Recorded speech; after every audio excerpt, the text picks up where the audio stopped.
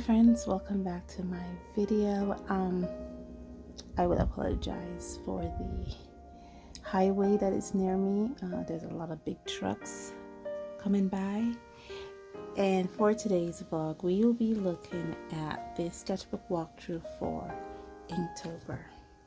Okay, so Inktober is officially upon us, and I have completed my sketchbook for the month of October. I have all 31 prompts in here. Now, for the sake of time on this video, I will not be going through this one by one, but I will be picking out a few highlights and some of the amazing stuff that went through this book. First of all, this book is handmade. I did put this book together myself, and it is wired bound, as you can see here, and I have a letter casing on it to kind of protect the wires a little bit and to make it look a little more classy. These illustrations are quick doodles, and so we're gonna start first with day one. Now I should point out that the prompt list I'm using is the official Inktober prompt list. I should put it somewhere here for you guys to see and for you guys to know exactly what's going on and some of the thoughts and conceptions that I had in mind when I do these pieces. If you can see the date of illustrations, I usually do my Inktober, guys, in September because mainly because of my job. I do work, I do have a full-time job. I am a nurse, and this is during the pandemic, and the demands on nurses are really high. I make no excuses. Delta variant of COVID-19 is in the country of Belize, and just as it does all over the world, it is hitting our country hard. So yeah, so I have to start a month earlier in order to finish Inktober a month earlier so that I can be able to continue bring content to you guys. Okay, so we're starting here, day one. Crystal. I was trying to, first of all, whenever I do Inktober, I should give my objectives. I know I'm just rushing the brush here. Every year, whenever I do Inktober, there's a set of objectives and goals I want to meet. This year, I'm doing quick doodles. I am doing caricatures. Caricatures. Now, I'm doing cartoon figures or cartoon illustrations, and I'm doing it all in black and white. I'm using only my fine liners, these here. I'm not sure if you can see this one here, this here, a black marker. Okay, so these are what I've been using. Okay, these fine liners here, these two, and a black. And for larger areas, I'm using this black pointer marker. This is an alcohol based marker. It has a broader tip, so I use this for broader illustrations.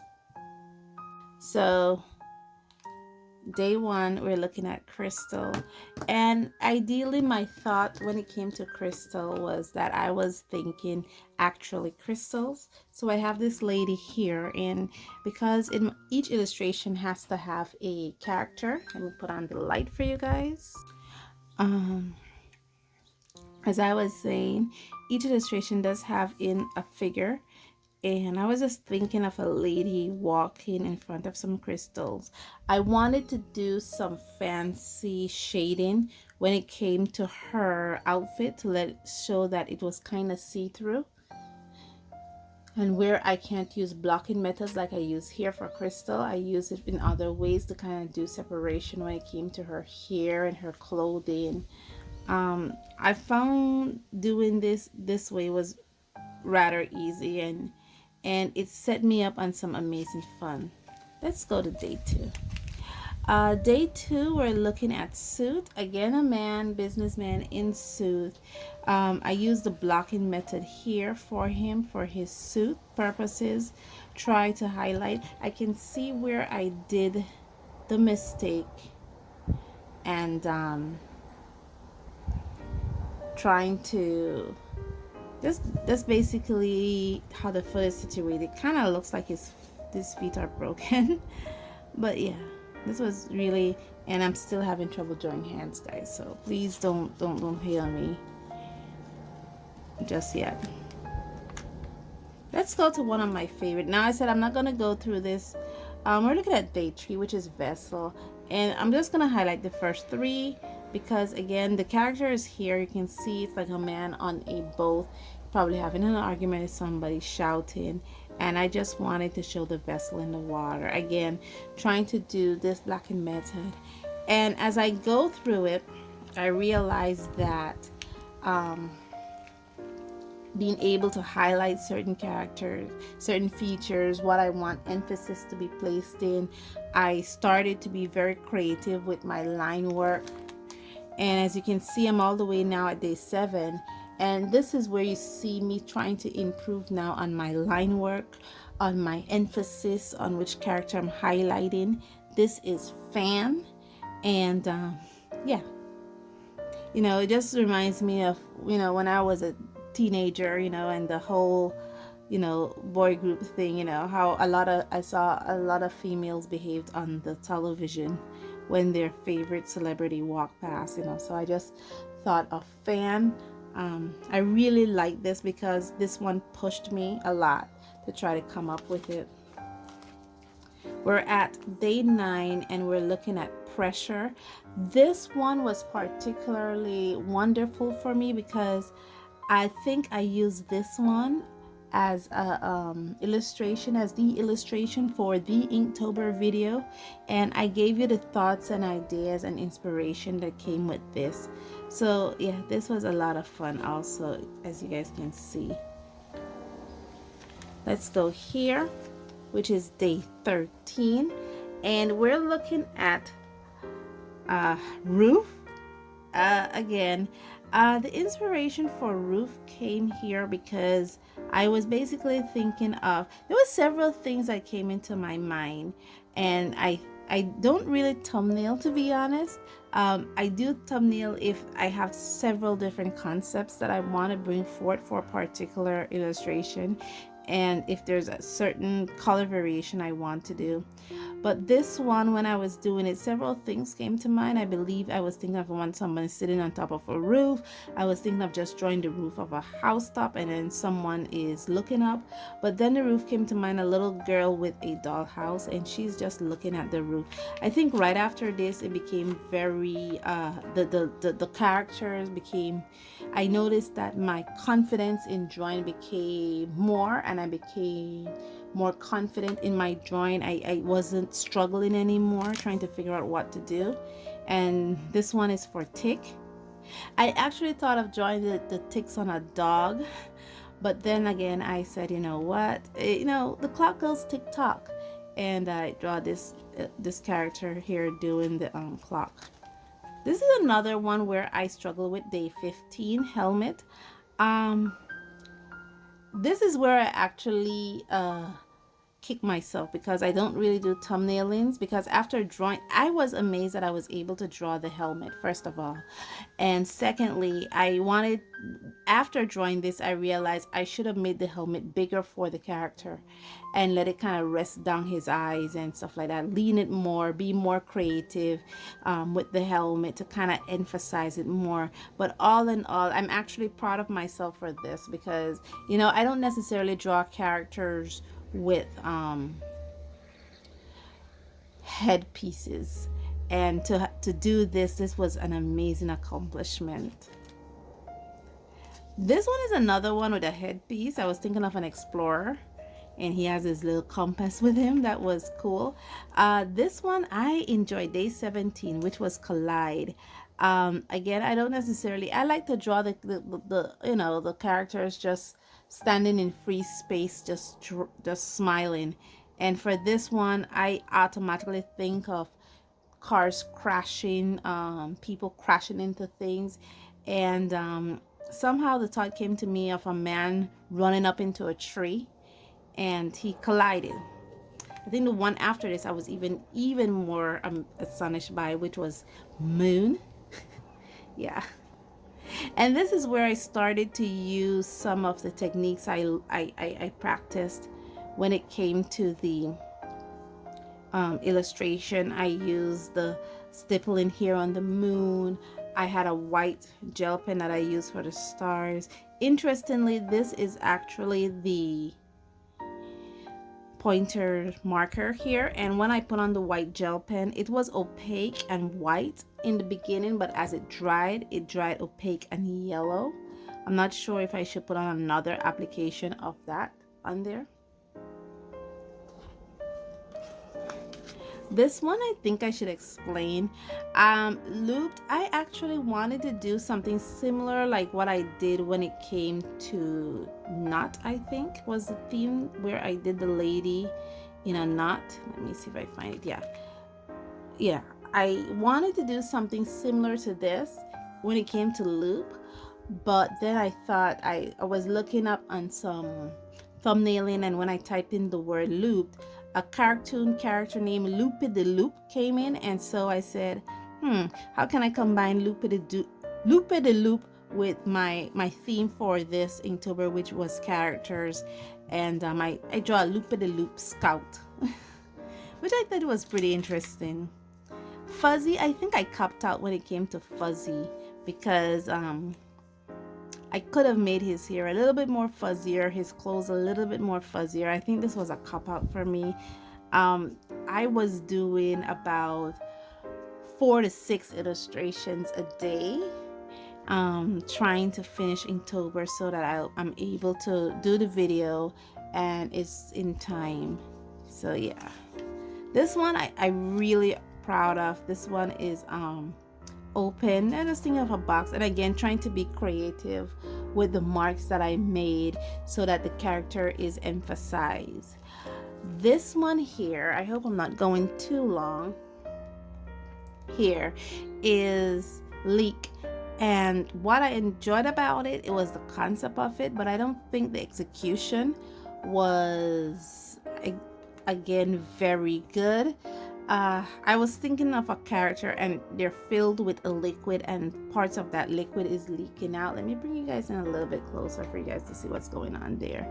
Yeah, and I don't think it I see my concept, but I think my execution went wrong. I still have to practice more with the idea of this black and white. Extinct Day 24 is another one. And again, I enjoyed it. I didn't do too much. I just basically blocked out the dinosaur. I think that's cool enough.